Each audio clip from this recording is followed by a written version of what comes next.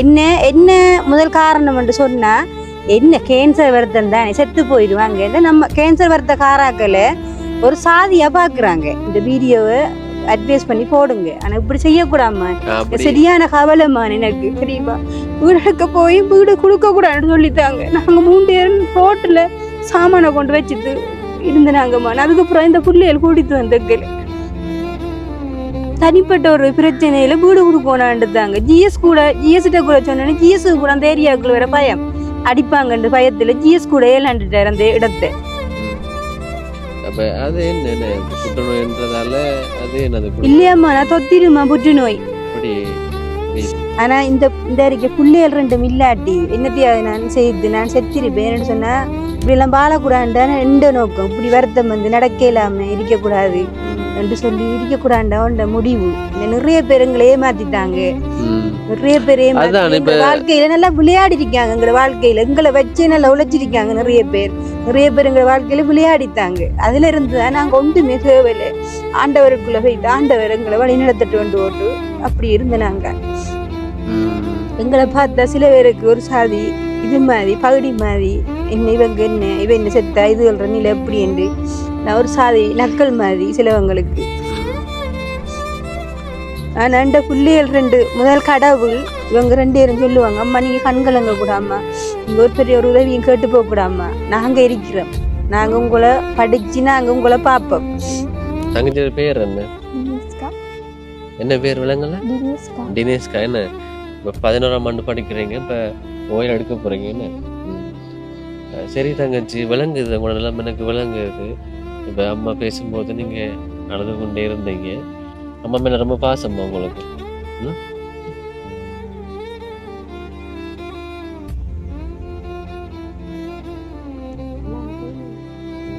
இல்ல அவ அலட்டும், அவளோட ஃபீலிங்ஸ் தானே, அவளோட கவலைகள் அதெல்லாம்.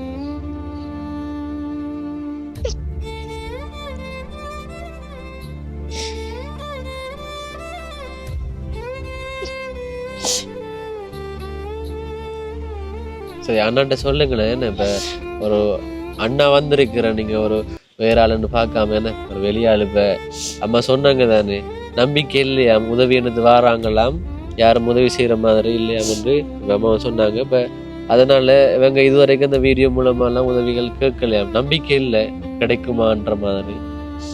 அண்ணாட்ட என்ன சொல்ல போறீங்க நீங்க? விளங்குது இப்ப அம்மாவோட நிலைமை உங்களுக்கு கவலை தான். எல்லா வேலையும் நீங்க தான் பாக்குற, அம்மாவோட வேலைகள் எல்லாம் அம்மா பாக்குறதெல்லாம் நீங்க தானே. என்ன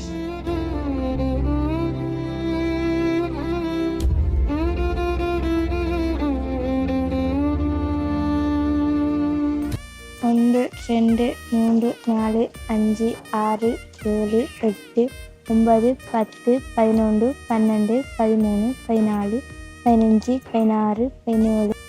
உதவி செஞ்சதுக்கு ரொம்ப நன்றி. உதவி செய்ததுக்கு நன்றி. உங்களை கடவுளுக்கு ஆசீர்வதிப்பார். அப்படி இந்த வருத்தத்தோட அவ்வளவு தூரம் இருந்து வந்து எங்களுக்காக வந்து இந்த உங்களோட டைமு செலவழிச்சு அந்த பணத்தை பத்திரமா கொண்டு வந்து எங்கள்கிட்ட கொண்டு சேர்த்து நீங்கள் செய்த உதவிக்கும் உங்களுக்கும் நன்றி. உங்களோட பிள்ளைய காலத்துக்கு ஆண்டவர் ஆசீர்வதிப்பார், ஆசீர்வாதம் தருவார் உங்க குடும்பத்துக்கு ஆண்டவர். நீங்க சொன்னீங்க தானே இப்ப எவ்வளவு தூரம் அந்த உதவி செய்து என்று. ஓகேக்கா, பரவாயில்ல. இப்ப நல்லது நடந்திருக்கு தானே உங்களுக்கு. இப்ப தங்கச்சி இப்ப உங்களுக்கு இப்ப ஏமாற்றம் ஒன்றும் இல்லை தானே. இப்ப அண்ணா வந்ததால உதவி கிடைச்சிட்டு மற்ற மாதிரி உதவி செய்யாம எல்லாம் போகல தானே. என்ன இல்லதானே.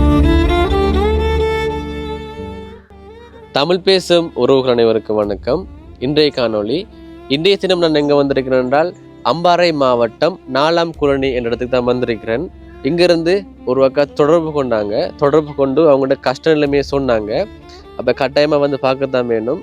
ஏன் கட்டாயமா இங்க வந்திருக்கேன்னு நீங்க வீடியோ தொடர்ச்சியா பாருங்க, உங்களுக்கு தெரியும். தொடர்ச்சியா அவங்களோட போயிட்டு பேசி அவங்களோட நிலைமை எப்படி இருக்குன்னு கேட்டு அவங்களுக்கு தேவையான உதவிகளை வழங்குவோம். இப்ப அக்காவால இப்ப எழுந்து நிக்க முடியாது, நடக்கவே மாட்டாவாம் அக்கா பெருசா. அதனால அக்கா இருக்க வச்சிருக்கு. அக்காவுக்கு 2 பிள்ளைகள் இருக்கிறாங்க என்னக்கா. சரி ஓகே.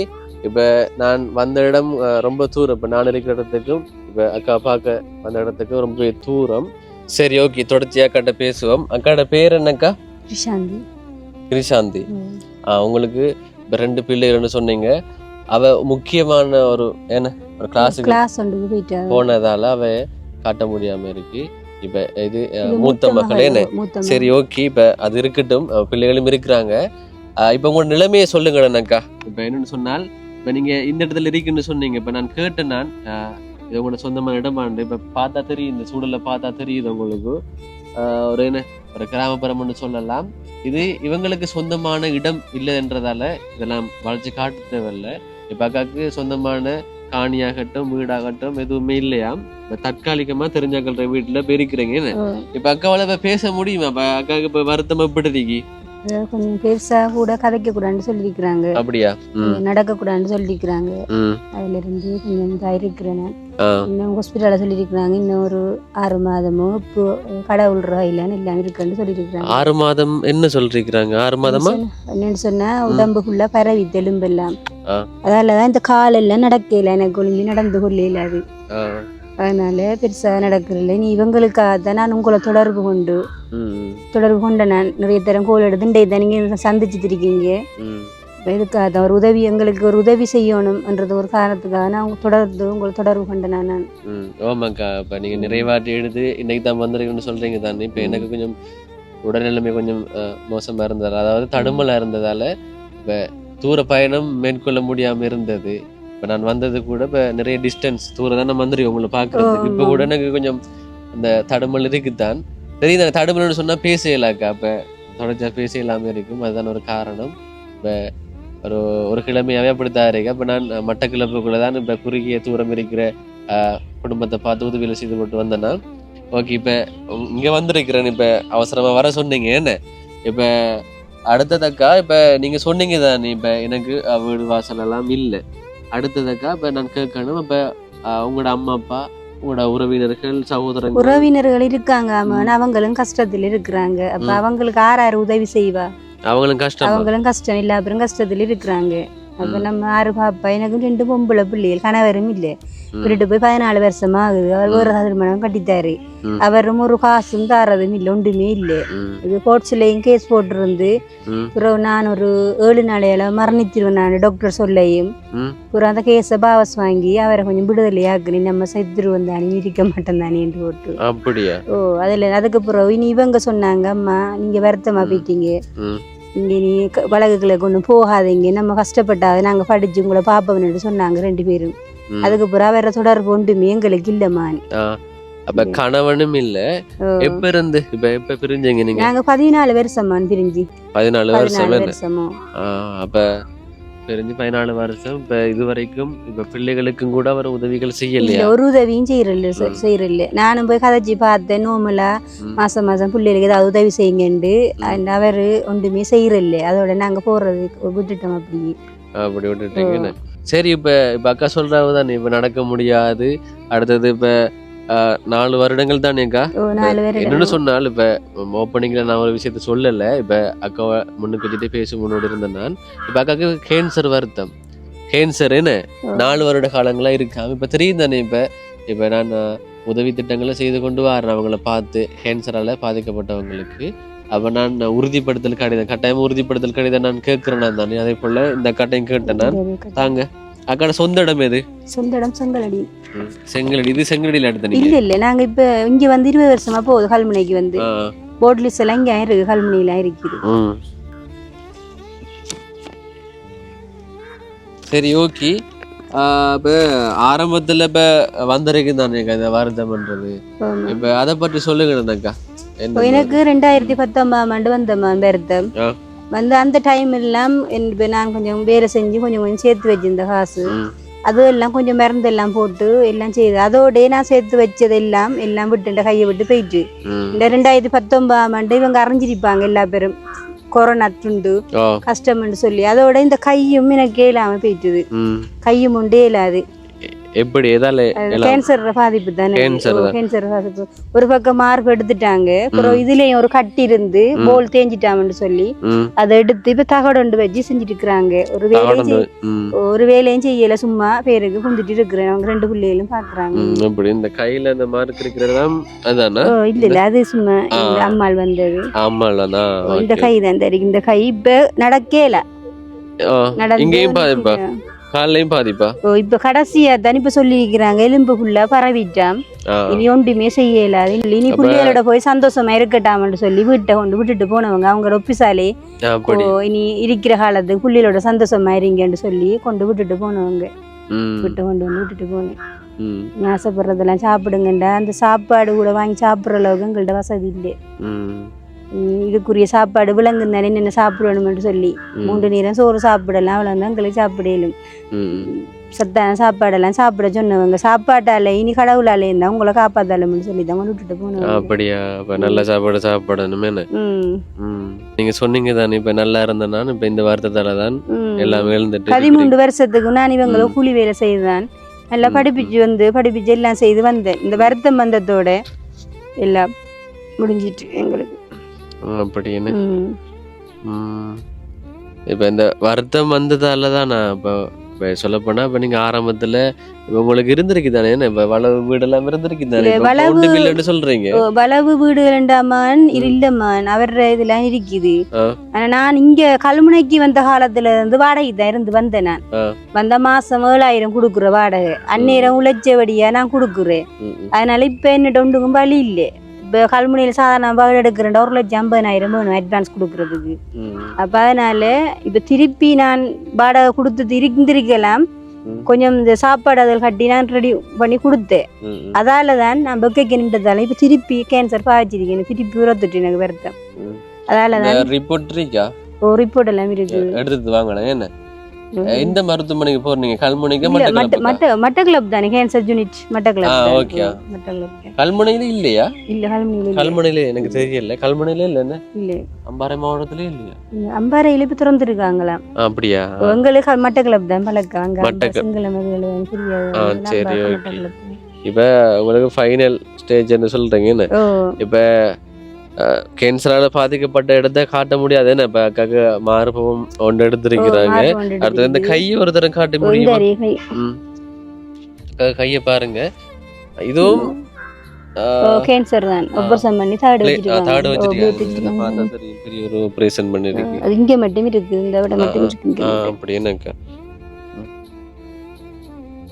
உங்களுக்கு இப்ப என்ன புற்றுநோய், என்ன புற்றுநோய்னு சொன்னாங்க? இப்ப உடம்பு ஃபுல்லா பரவுதுன்னு சொன்னாங்க. நான் கொஞ்சம் உரத்துக்கு புறம் போனேன்.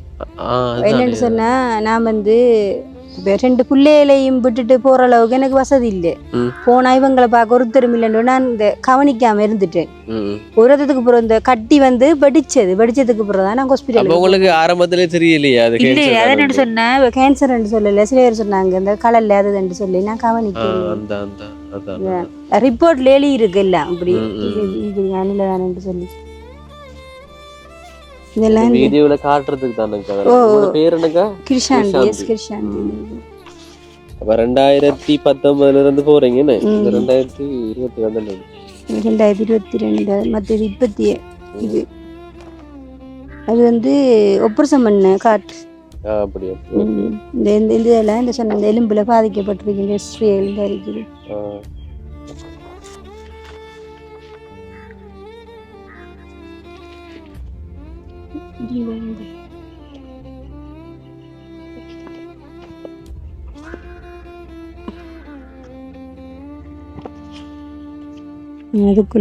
மாதத்துல எத்தனை நேரம் போவீங்க மருத்துவமனைக்கு? மாசம் கிளினிக் தம்பி. இந்த அறிக்கை தான் இந்த மருந்து ஓடுற துண்டுகள். இந்த அறிக்கை 10ஆம் மாதம் மட்டும் காட்டுங்களேன். இந்த இதான் கொப்பி. இந்த 10ஆம் மாதம் 12ஆம் தேதி போகணும் மருந்து. 2ஆம் தேதி போகணும். 10ஆம் மாதம் சாரி, இந்த 2ஆம் மாதம் 10ஆம் தேதி. 10ஆம் தேதி போகணும். இந்த அறிக்கை பிளாஸ்டர் கூட நாங்க காசு கொடுத்தாமா கொடுக்குறேன். இந்த அறிக்கை பிளாஸ்டர் கூட இது இந்த பிளாஸ்டர் நான் அங்க படுக்கையில கிடந்த நேரம் 7,000 ரூபாய் ஒரு ஆள் வாங்கி தந்தேன். நாங்க போற நேரம் பிளாஸ்டர் எடுத்துட்டு போகணும் கை கொட்டுறதுக்கு. பிளாஸ்டர் இல்ல அங்க. அடுத்ததுக்கு முக்கியமான அதான் அதுக்கா இல்லாம இருக்குது டாக்குமெண்ட்ஸ் எல்லாம்.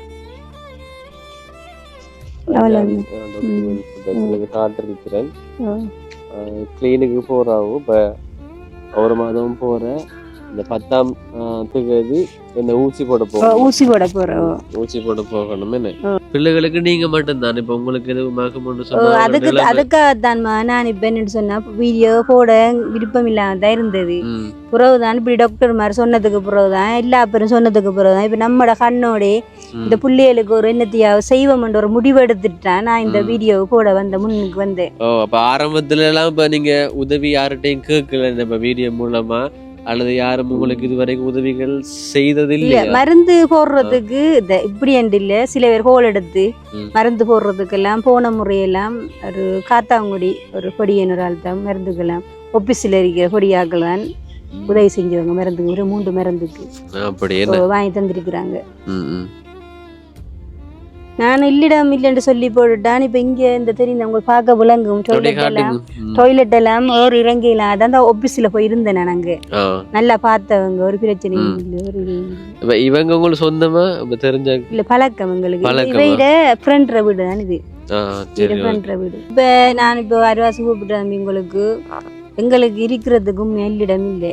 எனக்கு வாடகை முதலே மாதிரி ஒளிம்பி வேலை செய்யல நடக்கல கண்டைங்கானே நீங்க என்ன நடந்து கொள்ளல. அது இப்போ என்னென்னு சொன்னால் இவங்களுக்கு படிக்கணும் என்ற கண்ணோடைய ஒரு வளவு துண்ட ஒரு வீடாவது ஒன்று இருக்குமென்று சொன்னால் நாங்கள் அதில் இருந்துட்டு எங்களுக்கு அந்த உதவி ஒன்று தான் எங்களுக்கு தேவை. எங்களுக்கு மற்ற இவங்க படிக்க மட்டும் உதவியல் அன்றாடம் சாப்பிட்றதுக்கு ஒரு உதவியல் எங்களுக்கு. இப்போ கேன்சர் வருத்தம் என்று சொன்னாமல் சக்டோஜரின் அதெல்லாம் குடிக்கணும். அந்த அளவுக்கு என்னோட வசதி இல்லை. 4000 5000 வேணும். பழங்கள் சாப்பிடணும் தொடர்ந்து. அப்போ அப்படி இருக்குது நிலை 5 நிலை. எனக்கும் வருமானம் கேன்சர் காசு தருவாங்க 5000. புறவு இந்த ஊனமுட்ட காசு 7500 ரூபா. புறவு சமுத்தி காசு 5000. அவ்வளவும் தான்.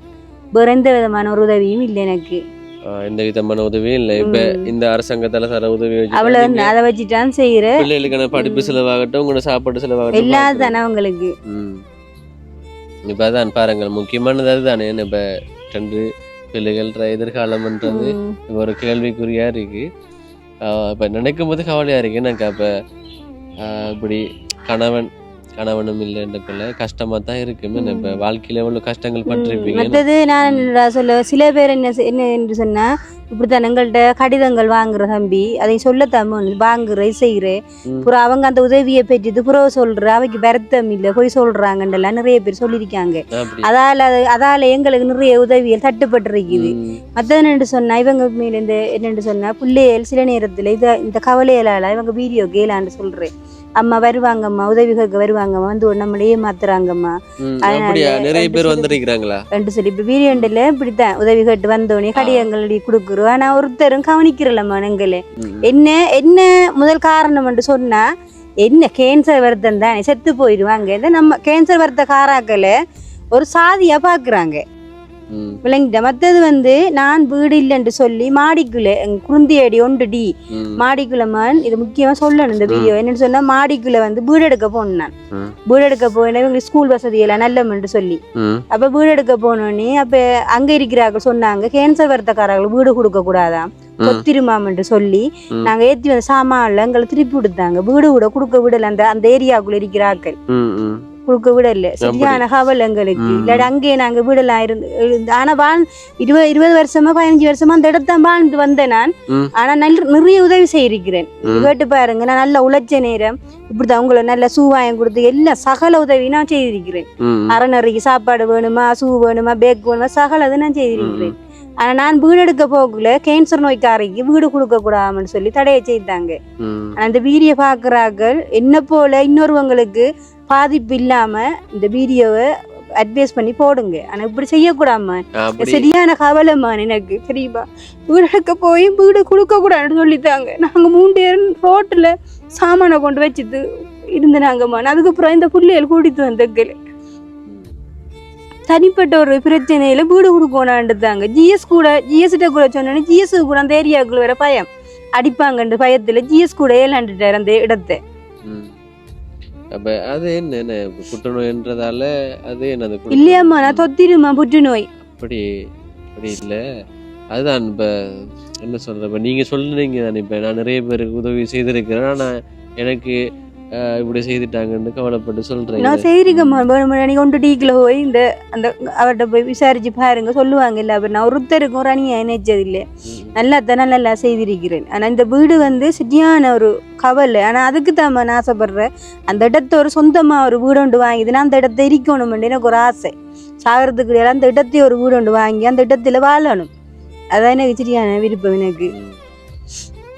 நீங்க 20 வருஷமா அந்த இடத்துல வாடகைக்கு தானே இருந்தீங்க? வாடகைக்கு தான் இருந்த வாடகைக்கு தான். என்ன அப்ப கணவன் விட்டுட்டு போனதுக்கு பிறகு என்ன சொல்லி செய்வீங்க நீங்க? நான் சும்மா கூலி டெம்பரரியா தான் வேலை செஞ்ச ஒரு கடவுளியை தான் செய்வேன். அப்ப என்ன சொல்றேன், இப்ப சமையல் தான் மெயினா செய்தேன். நான் சமையல் வேலை செய்தேன். சமையல் வேலை செய்தேன். அந்த அவயமானது கொண்டிருக்காங்க. இப்ப அம்மா மேல பாசம்ன்றதாலதான் இப்ப அம்மாங்க பக்கத்துல நான் எனக்கு அப்ப இருந்து இந்த உழைச்சி சாப்பிடணும்ன்ற ஒரு வைராக்கியத்தோட நான் வாழ்ந்து வந்தேன். ஆனா இடையில ஆண்டவர் இந்த வருத்தத்தை விட்டுத்தாரு. ஆனா இந்த அறிக்கை பிள்ளைகள் 2 இல்லாட்டி என்னத்தையாவது நான் செத்திருப்பேன் சொன்னா இப்படி எல்லாம் வாழக்கூடாண்டான எந்த நோக்கம். இப்படி வருத்தம் வந்து நடக்க இல்லாம இருக்கக்கூடாது என்று சொல்லி இருக்கக்கூடாண்டா முடிவு. இந்த நிறைய பேர் எங்களை ஏமாத்திட்டாங்க. நிறைய பேர் ஏமாத்தி வாழ்க்கையில நல்லா விளையாடி இருக்காங்க. எங்களோட வாழ்க்கையில எங்களை வச்சு நல்லா உழைச்சிருக்காங்க. நிறைய பேர் எங்களை வாழ்க்கையில விளையாடித்தாங்க. அதுல இருந்துதான் நாங்க ஒன்றுமே தேவையில்லை. ஆண்டவருக்குள்ள போய்த்து ஆண்டவர் எங்களை வழி நடத்திட்டு வந்து ஓட்டு அப்படி இருந்து நாங்க எங்களை பார்த்தா சில பேருக்கு ஒரு சாதி இது மாதிரி பகுடி மாதிரி இவன் என்ன செத்தா இது நிலை எப்படி என்று ஒரு சாதி நக்கல் மாதிரி சிலவங்களுக்கு. ஆனா இந்த பிள்ளைகள் 2 முதல் கடவுள் இவங்க 2 பேரும் சொல்லுவாங்க, அம்மா நீங்க கண்கலங்க கூடாமா, நீங்க ஒருத்தர் ஒரு உதவியும் கேட்டு போக கூடாமா, நாங்க இருக்கிறோம், நாங்க உங்களை படிச்சு நாங்க உங்களை பார்ப்போம். நீங்க பிறந்த இடம் பேரது கொஞ்ச நாள் வாழ்ந்த இடம் பேரது இப்ப இருக்கு. அதாலாமா நான் இப்ப அங்க அவங்க வீடு இல்லைன்றதாலாமா மாடிக்க கொஞ்சம் சீப்பா எடுக்கலாம் வாடகைகளுக்கு என்று இல்லத்தால நான் இப்படி சாமான வச்சு குளறிக்கே இருந்தேன். அப்ப இவங்க இங்க இருக்கிற வீட்டுக்காரர் அந்த புள்ள வாரது வீட்டை வந்து சாப்பிட்டுட்டு கிளாஸுக்கெல்லாம் போய் வாரவங்க. அப்ப அவ சொன்னா நீங்க ஏன் அண்டி குளறீங்க, நீங்க எங்கட வீட்டை வந்து இருங்க அந்த புள்ள அந்த குமர் புள்ள தானங்க அவட அம்மாட்ட கூட கேட்காம எங்களை இங்க கூட்டி வந்து இருத்தாட்டி வச்சு எத்தனை மாசமா இருக்கிறீங்க? 1 வருஷம் அப்போ நாங்க இங்க 1 வருஷமா இருக்கிறீங்க. ஒரு பிரச்சனையும் இல்ல. கொஞ்சம் டாய்லெட் மட்டும் போறல ஏன் நம்ம சொல்ல நான் வெளியில தான் டாய்லெட் போடுறேன். அவ இந்த வீட்டுக்கார புள்ளதானே எல்லாம் செய்வாவு. நான் போனேன் இவங்க பள்ளிக்கு போனேன். என்ன டாய்லெட்டுக்கு ஏறுறது கஷ்டம். அதெல்லாம் அவதான் பிடிச்சு கொண்டு பாத்ரூம் போடுறதோ டாய்லெட்டுக்கு போகலாம் கொண்டு விட்டுட்டு என்ன கொண்டு வீட்டுக்கெல்லாம் விடுவாவு.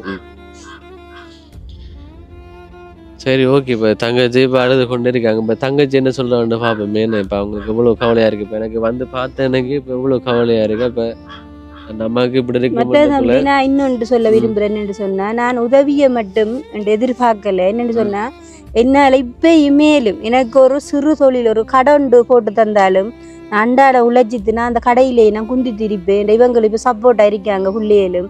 அதுக்கும் ஒரு உதவி ஒன்று எனக்கு இந்த உதவியில் எடுத்து காசு எடுத்து சும்மா இருந்து சாப்பிட எனக்கு விருப்பம் இல்லை. ஒரு கடை ஒன்றுனானே எனக்கு கடை போட்டா எனக்கு ஓகே. போட்டு தவிடத்தை குந்திட்டு அண்டால ஜாவரி இவங்களுக்கு ஸ்கூலுக்கு போறது காசு அதுகளுக்கு எங்களுக்கு செலவுகளுக்கு எந்த நாளும் ஒருத்தர் ஒரு உதவி செய்யுன்னு சொல்லி கொண்டு இருக்கலாமா. இப்ப வெளிநாட்டுல இருக்கிறவங்களும் நம்மளை போல கஷ்டப்பட்டு அந்த காசு அனுப்புவாங்க. உங்களுக்கு அறிஞ்சிருக்கீங்க எத்தனை பேர் அறிஞ்சிருப்பீங்க. அவங்களும் சும்மா சீட்டுல இருந்து இந்த உதவியை செய்யலாதானே. அப்ப அவங்களும் அங்க கஷ்டப்படு இங்க கஷ்டப்படுது நம்மளை போல ஏழைகளுக்கு உதவி செய்யறாங்க. அப்ப அந்த காசை எடுத்து நம்ம ஒரு பிரியோசனப்படுத்த தானே. ஒரு தொழிலே எனக்கு செய்ய தந்துட்டீங்கன்னு சொன்னா அது கொஞ்சம் நல்லா போகும். எனக்கு நானும் தொழில் செய்ய இயலும்.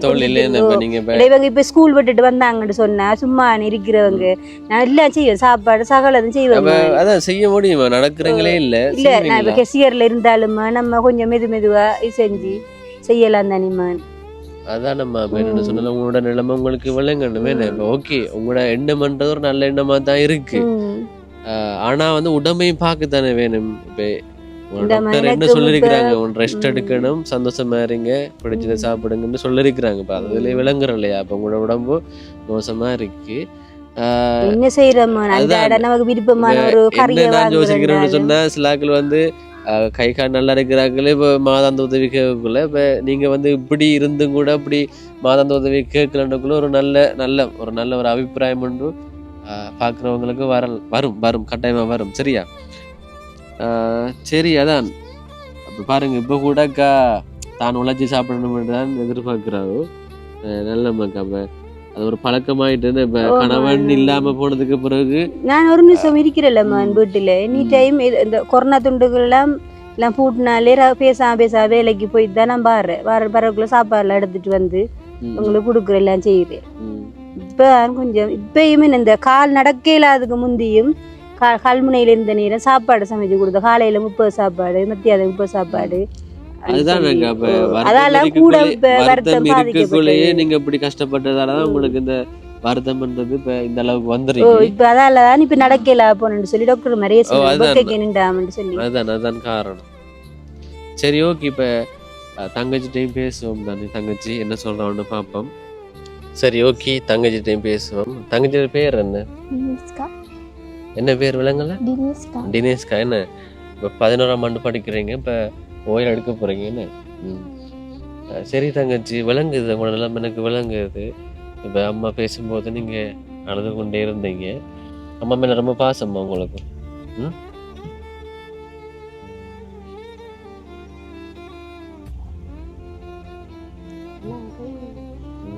இல்ல அவ அலட்டும், அவட ஃபீலிங்ஸ் தானே அது, அவட கவலைகள் அதெல்லாம்.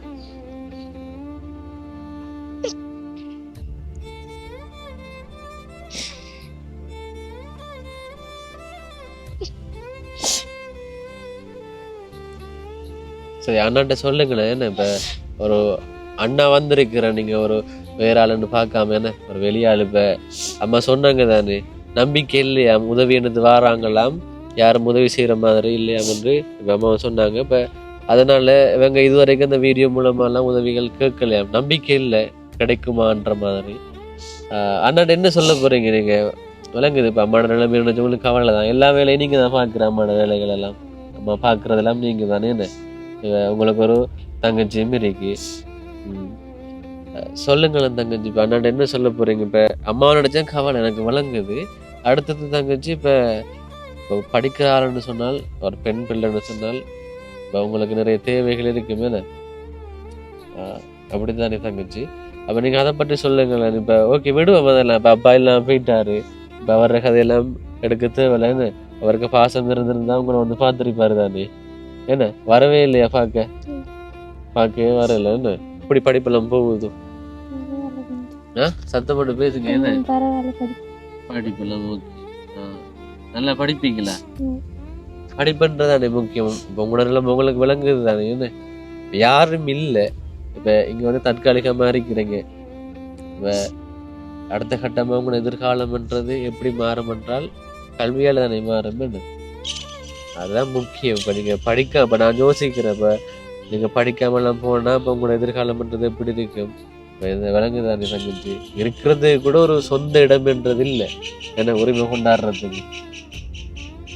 அதை பத்தி என்ன சொல்ல போறீங்க தங்கச்சி? இப்ப நிம்மதியா இருக்கிறதுக்கு ஒரு சொந்த இடம்ன்றது இல்லாம இருக்கிறீங்க. இப்ப அதை பத்தி என்ன சொல்ல போறீங்க? இப்ப நல்லா படிக்கிறேன்னு சொல்றீங்க தானே, அடுத்த கட்டமா நம்ம என்ன பார்ப்போம், நிம்மதின்றது வேண்டும். என்ன நிம்மதியா இருக்கா உங்களுக்கு? அது சொல்லுங்களேன்.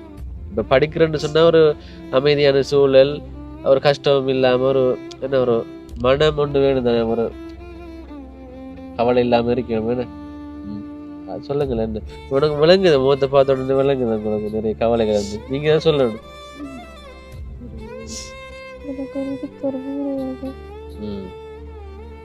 என்னென்ன கஷ்டங்கள் அது இல்லாததால படிக்கலாம் யோசிச்சு மேல மார்க்ஸ் குறையும். இப்போ என்ன மார்க்ஸ் எடுப்பீங்க? இப்போ கிளாஸுக்கெல்லாம் போறீங்களா? கிளாஸுக்கெல்லாம் போறீங்க?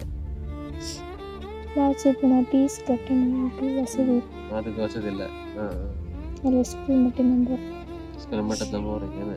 தோடெல்லாம் போடல? தோடு இல்லையா? இல்லை ஸ்கூலுக்கு என்ன போட்டு போறேன்? அப்படி என்ன? சரி ஓகே. அம்மாவுக்கும் இல்லை உங்களுக்கும் இல்லை. என்ன என்ன சொல்றாங்க உங்களோட நிலைமையே நினைச்சு என்ன சொல்ல போறீங்க? இப்ப அண்ணா நீங்க சொல்லணும். என்ன இப்ப எனக்கும் என்ன பேசுறேன்ற தோணுதே இல்லை எனக்கு, நீங்க அழுதெல்லாம் பார்க்கும்போது.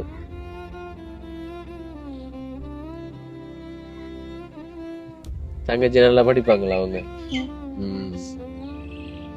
இப்போ ஓஎல்ல என்ன ரிசல்ட் எடுப்பீங்க? என்ன பாடம் படிக்க போறீங்க ரிசல்ட் எடுத்து?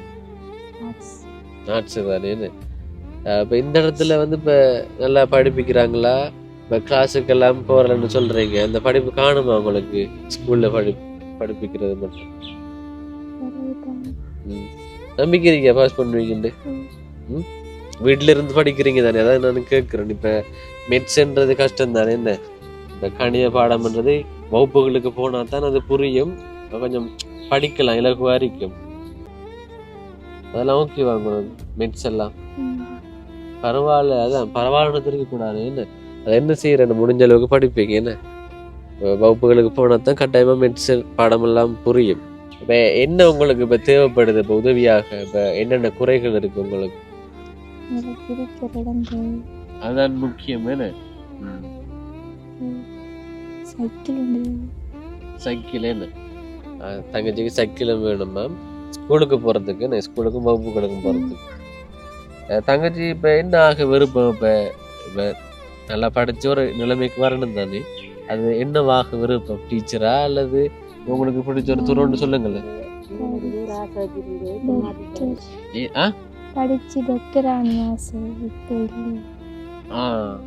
முதல் ஆசை படிச்சு டாக்டர் ஆகணும்னு, இப்ப இல்ல. என்ன உங்களோட நிலைமை உணர்ந்து நீங்களே மாத்திட்டீங்க. இப்ப என்னவாக விருப்பம்?